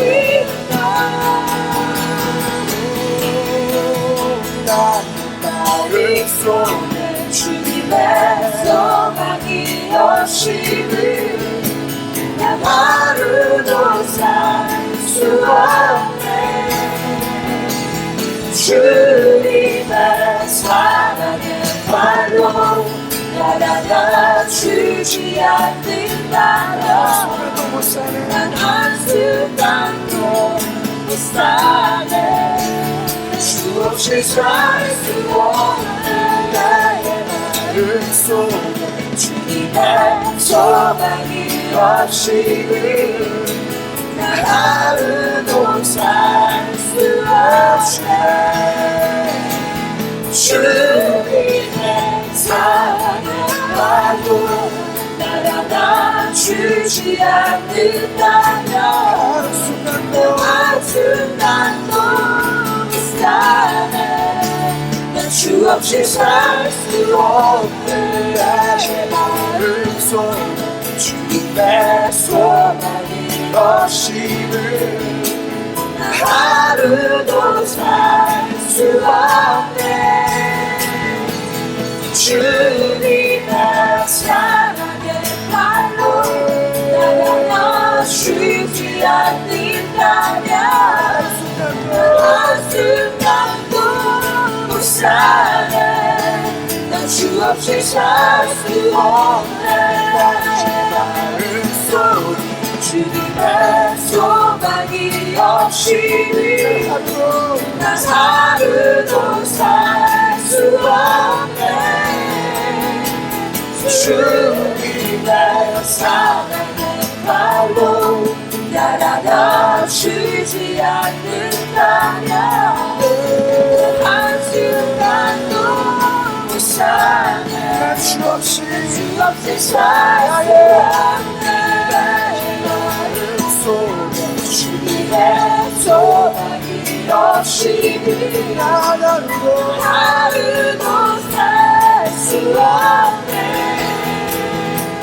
주님의 사랑의 발로 날 안아주지 않는다면 난 한순간도 못 사네. 주 없이 살 수 없네. 나의 마음속에 주님의 소망이 없이 하루도 살 수 없네. 주님의 사랑의 발로 날 안아주지 않는다면 난 한순간도 못 사네.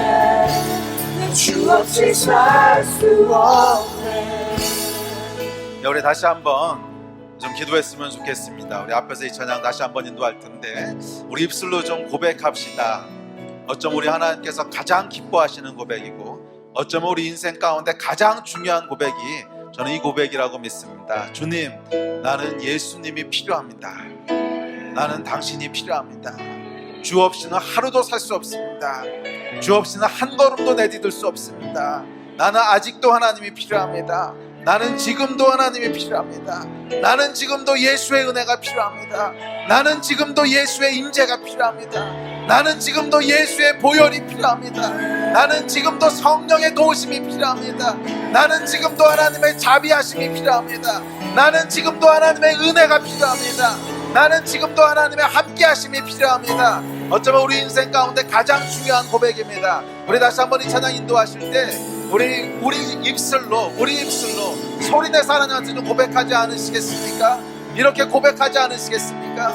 이 기도의 고백을 드릴 때 성령께서 우리의 마음을 도우실 것입니다. 우리 다시 한번 이렇게 좀 기도합시다. 합심해서 기도하겠습니다. 하나님, 이 시간 제가 다시 한번 고백합니다. 우리 인생 가운데 하나님이 필요합니다. 하나님, 내 인생 가운데 하나님이 필요합니다. 하나님의 은혜가 필요하며 하나님의 자비가 필요합니다. 예수의 십자가가 필요합니다. 예수의 보혈이 필요합니다. 성령님의 함께하심이 필요합니다.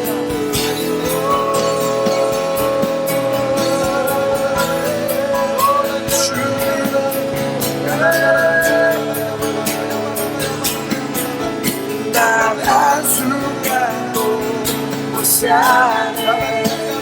주 없이 살 수 없는 나의 마음속에 주님의 소망이 없이는 난 하루도 살 수 없네. 이것이 우리의 주님의 사랑 우리 하나님의 사랑이 없으면 한순간도 살 수 없습니다. 하나님, 이것이 우리의 기도의 한순간도 못 사네. 없이 살 수 없네 주님의 소망이 없이는 나 하루도 살 수 없네 주님의 사랑의 발로 날 안아주지 않는다면 난 한순간도 못 사네 난 주 없이 살 수 없네 주님의 소망이 없이는 난 하루도 살 수 없네 주님의 사랑의 발로 날 안아주지 않는다면 난 한순간도 못 사네 난 주 없이 살 수 없네 주님의 소망이 없이는 나 하루도 살 수 없네 주님의 사랑의 발로 날 안아주지 않는다면 난 한순간도 못 사네 난 주 없이 살 수 없네 주님의 소망이 없이는 난 하루도 살 수 없네 주님의 사랑의 발로 날 안아주지 않는다면 난 한순간도 못 사네 주 없이 살 수 없네 주님의 소망이 없이는 난 하루도 살 수 없네 주님의 사랑의 발로 날 안아주지 않는다면 난 한순간도 못 사네 난 주 없이 살 수 없네 나의 마음속에 주님의 소망이 없이는 난 하루도 살 수 없네 주님의 사랑의 발로 날 안아주지 않는다면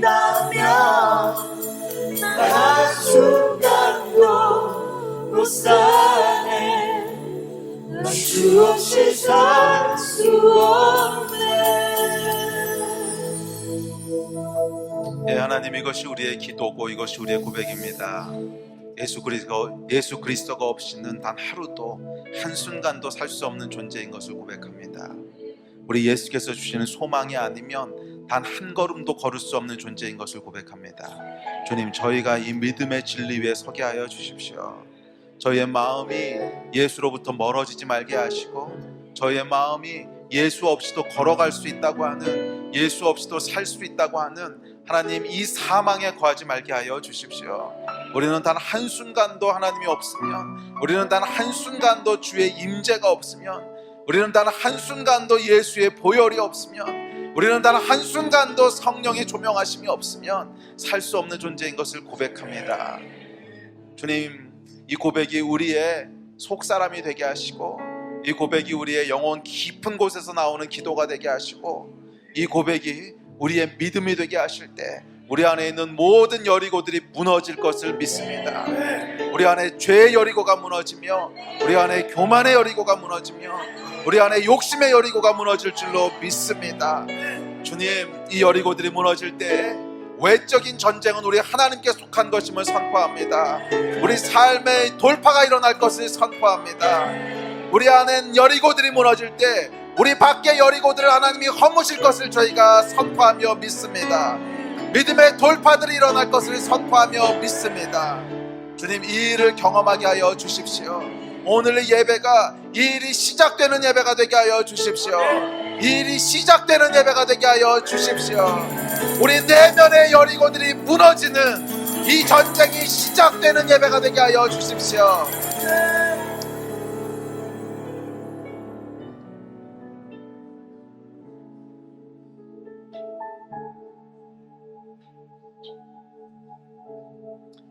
자비로우시고 인자하시고 또한 능력이 많으신 성령님이 우리와 함께 계시는 것을 믿습니다. 이 은혜 가운데 걸어가게 하시고 그 안에서 승리하게 하여 주십시오. 예수 그리스도의 이름으로 기도드렸습니다.